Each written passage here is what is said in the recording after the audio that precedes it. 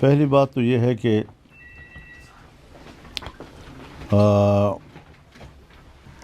امت مسلمہ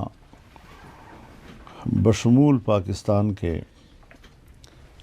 ٹرمپ کے دباؤ میں اسرائیل کو تحفظ فراہم کر رہے ہیں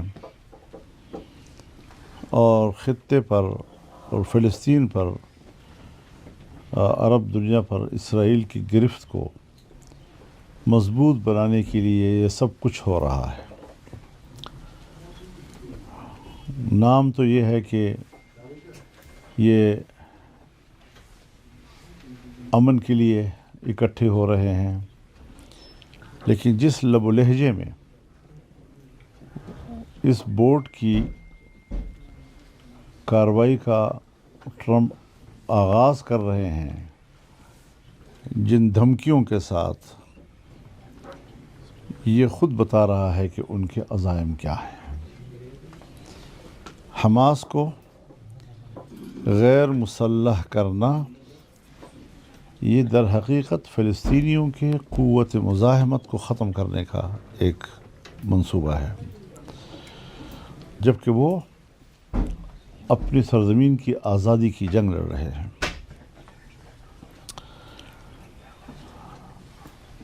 اسلامی دنیا نے اس حوالے سے جو کردار ادا کیا ہے، ہر چند کہ وہ کہیں کہ ہم تو قیام امن کے لیے، فلسطینیوں کی بحالی کے لیے، فلسطین کی تعمیر و ترقی کے لیے، وہاں لوگوں کی زندگی کی بحالی کے لیے، لیکن ان سب کو ٹرمپ کے ایجنڈے پہ آگے بڑھنا ہوگا، جو خود امت مسلمہ کے لیے خطرے کا باعث بنے گا۔ میں عرب دنیا کے بارے میں بھی واضح کر دینا چاہتا ہوں کہ اسرائیل امریکہ کی اس تمام کاوشوں کے نتیجے میں اسرائیل کی توسیع کا پہلا نشانہ عرب ممالک بنیں گے۔ اسلامی دنیا اپنے پاؤں پر کیوں کلہاڑا مار رہی ہے؟ اپنے گردن پر اپنے ہاتھ سے خنجر رکھی ہوئی ہے۔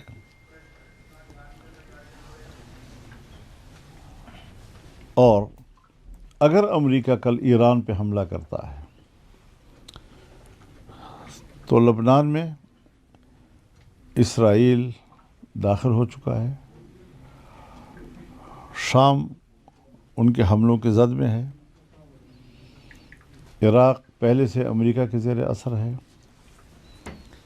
اور اگر ایران میں بھی یہ صورتحال بنتی ہے تو اسرائیل پاکستان کی دہلیز پہ آ کے کھڑا ہو جائے گا۔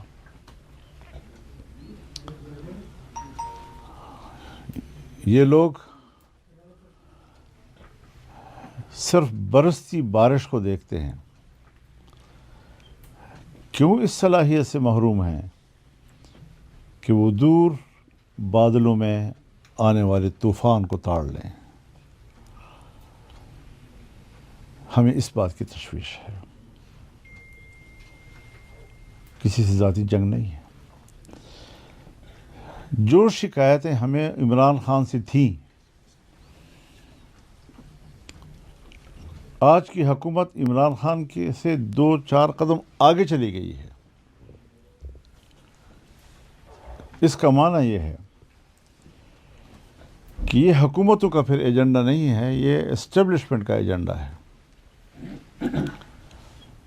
اور اسے نہ ہم پاکستان کے مفاد میں سمجھتے ہیں اور نہ امت مسلمہ کے مفاد میں سمجھتے ہیں۔ دوسری بات یہ ہے کہ جو قانون سازیاں ہو رہی ہیں،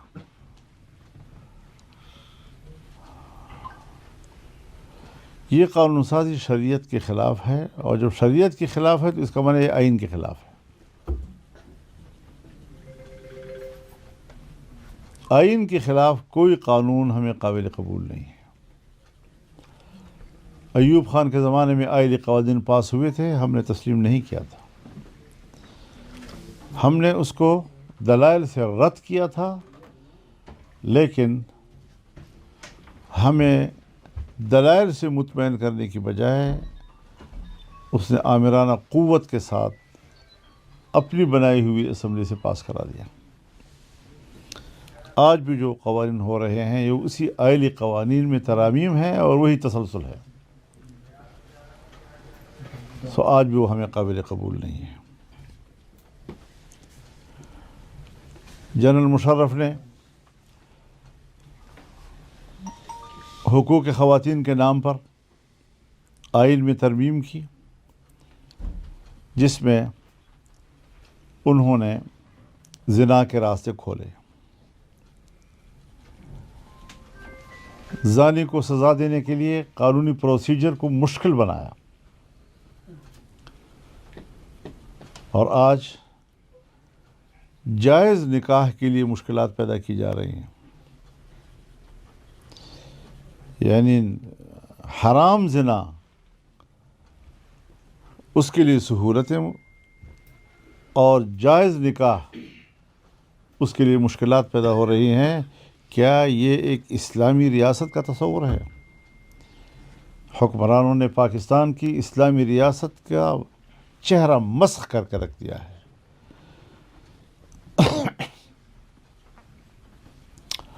تو ہم تو نظریاتی لوگ ہیں اور آئین و قانون کے دائرے میں جدوجہد پر یقین رکھتے ہیں۔ حکمرانوں کے مسلسل ان رویوں کے نتیجے میں جمہوریت اپنا مقدمہ ہار رہا ہے،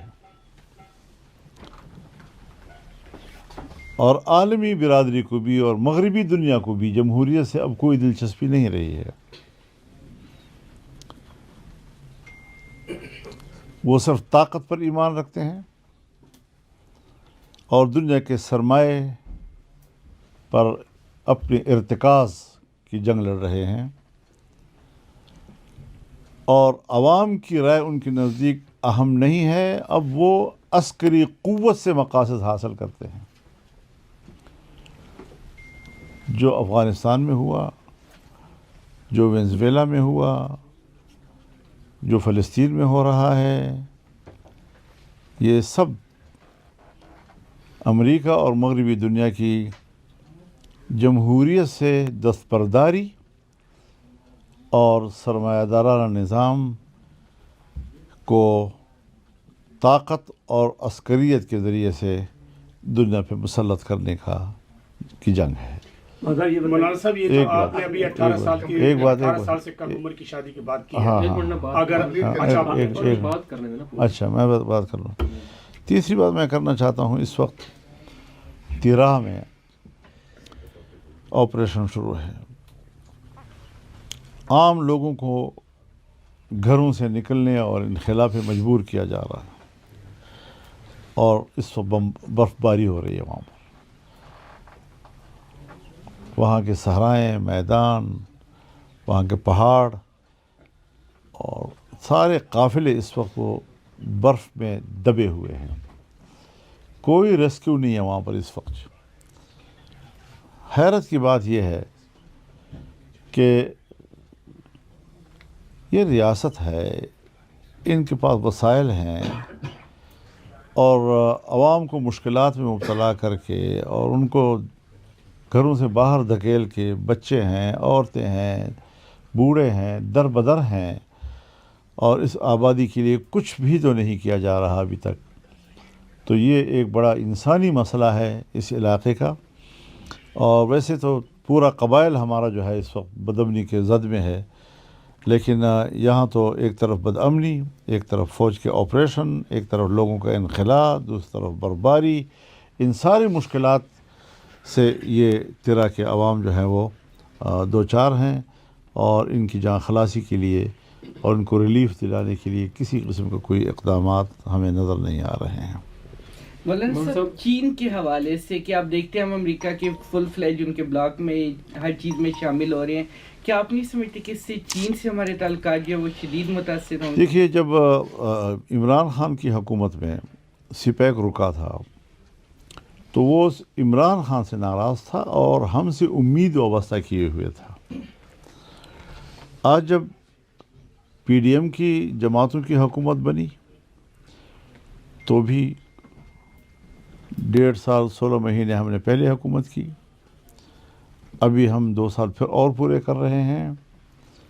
جہاں سپیک رکا تھا آج بھی وہیں پر ہے, 1 انچ آگے نہیں بڑھا. یہاں پر جتنے منصوبے تھے, بجلی گھر بننے تھے اور بجلی کی کھپت میں اضافہ کا ایک بہت بڑا منصوبہ, تو جو چین کی یہاں انویسٹمنٹ تھی اب وہ پورے ملک سے مایوس ہو گئے ہیں. اور 70 سال کی جو دوستی تھی آج ہم نے کس کی بھینٹ چڑھا دیا اس کو. وہ خود بھی یہ بات پوچھ رہے ہیں کہ ہمارے ساتھ کیا کیا پاکستان نے. جن کی دوستی پر ہم فخر کرتے تھے, جن کی دوستی پر ہم ناز کرتے تھے, جس ملک کی دوستی کو وہ ہر قسم کی شک و شبے سے بالا تر سمجھتے تھے, جس ملک کی دوستی کو وہ ہر امتحان پر پوری اترتے دیکھ رہے تھے, آج اس ملک سے وہ مایوس ہو گئے. انڈیا سے بھی ہماری دشمنی, چین بھی ہم سے مایوس, افغانستان سے بھی ہماری لڑائی, ایران سے بھی ہماری سردمہری تعلقات میں. خطے میں پاکستان ڈوب رہا ہے, دشمنوں کے نرغے میں آ رہا ہے. یہ ہے ان عقل مندوں کی خارجہ پالیسی. سر یہ جو قانون سازی ہوئی ہے پارلیمنٹ, بالکل خارجہ پالیسی کے اصولوں سے ناواقف ہیں. ان کو طریقہ ہی نہیں آتا کہ ملک کیسے چلائی جاتی ہیں. اور جب آپ اپنے عقل سے, سیاسی عقل سے نہیں سوچیں گے اور صرف عسکری عقل جو ہے وہاں پر ہر جگہ امپلیمنٹ ہوگا, تو پھر یہی حالات ہوں گے کہ ہر جگہ آپ کو جنگ سے وابستہ کر دیں گے. ہر طرف جنگ اور جنگ, یہ کیا ملک کے مفاد میں ہے؟ ہماری معیشت گر رہی ہے. ہمارے پاس تجارت کا ایک ہی راستہ ہے, افغانستان. انڈیا پہلے سے ہمارا تجارتی راستہ نہیں ہے, وہ بھی ہم نے بند کر دیا اپنے اوپر. چین کے تجارتی راستے کو ہم نے اپنی نااہلیوں سے بند کر دیا. ایران کا راستہ بہت دور پڑتا ہے تاجروں کو وسطی ایشیا تک رسائی کے لیے. اس اعتبار سے آج پاکستان کا پورا نوجوان ملک سے باہر جا رہا ہے, کاروباری طبقہ اپنا پیسہ باہر لے کے جا رہا ہے. ملک کے اندر ہماری انویسٹمنٹ نہ ہونے کے برابر ہوتی جا رہی ہے. ان حالات میں بڑے افسر جو ہیں وہ تو صرف اپنی کمائی کا سوچتے ہیں.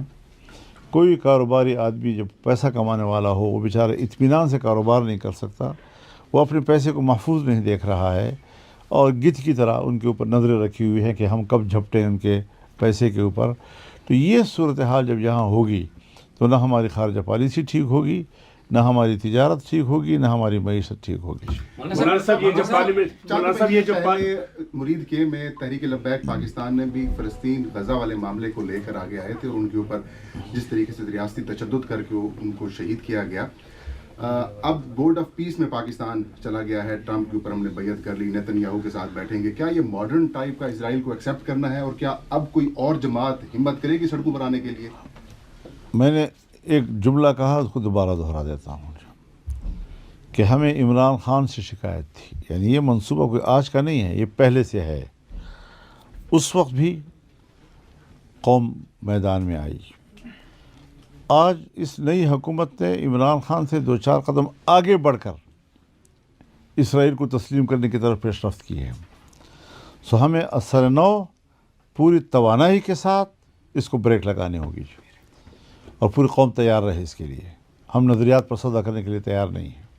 مولانا صاحب یہ بتائیں کہ آپ عمران خان کو یہودی ایجنٹ کہا کرتے تھے, تو ابھی تو اس موجودہ گفتگو میں شاید وہ فیز پچھلے پہ رہ گیا, یہ تو اسے بھی آگے چلے گا آپ کے مطابق, تو یہ ان سے بڑے یہودی ایجنٹ ہوئے پھر؟ اب الفاظ کو دوبارہ دہرانے کی ضرورت نہیں ہے میرا خیال ہے, لیکن وہ ایجنڈا جو ہے اس میں میں سمجھتا ہوں کہ یہ حکمران اس سے 2 قدم آگے چلے گئے. مولانا صاحب یہ بتائیں کہ آئین کے مطابق آپ نے اپنے اسپیچ میں بھی کہا کہ اسلام کے منافی قانون سازی ہو ہی نہیں سکتی. آئین نے اس پر قدغن لگا دیا, پابندی لگا دیا. اگرچہ آج قوانین منظور ہو گئے ہیں, یہ بالغ اور یہ 18 سال کے اس میں ابتدائی طور پر علماء کرام سے آپ جو ہے یہ ظاہر ہے لوگوں نے تو آنا ہے, نکاح کے لیے آنا ہے, اور ہو سکتا ہے کوئی آپ کے پاس بھی آ جائے کہ ہمارے بیٹے کا نکاح پڑھا دیں. وہ بالغ میرے پاس آئے, اگر کوئی مولوی ڈرتا ہے میرے پاس آئے. آپ جیل جانے کے لیے تیار اگر وہ آپ کو گرفتار کرتے ہیں؟ بالکل, ہم ہر قربانی دینے کے لیے تیار ہیں, شریعت کے لیے قربان ہو جائیں گے ہم, کوئی مسئلہ نہیں. اسی میں ہمیشہ آئین و قانون کی بات کرتے ہیں. کیا آپ تو ہمیشہ آئین و قانون کی قرآن و سنت کے مطابق، حضرت اس میں اضافہ فرما رہے ہیں. ایک بات کریں. قرآن و سنت کے مطابق آئین کہتا ہے، میں نہیں کہتا جی. اگر یہ لوگ اتنی بغاوت کریں گے قرآن و سنت سے تو پھر ہمیں میدان میں نکلنا ہوگا. اور آپ ہم جمہوری انداز کے ساتھ مقابلہ کریں گے، پبلک آئے گی، پوری پبلک اس میں شریک ہوگی. اگر جیلوں میں جانا پڑ گیا کوئی مسئلہ نہیں ہے ہمارے لیے. اور میں آپ لوگوں سے کہوں گا کہ میرے رہائی کا مطالبہ بھی نہیں کرنا ہے. ہم نے نوکری کرنی ہے. ہم نے ایک سپریم ادارے کے طور پر ملک پر حکومت نہیں کرنی، بلکہ ہم نے نوکری کرنی ہے. سو یہ ایوان جو ہے اور یہ حکمران یہ نوکر کا کردار ادا کر رہے ہیں، یہ حکمران کا کردار ادا نہیں کر رہے ہیں.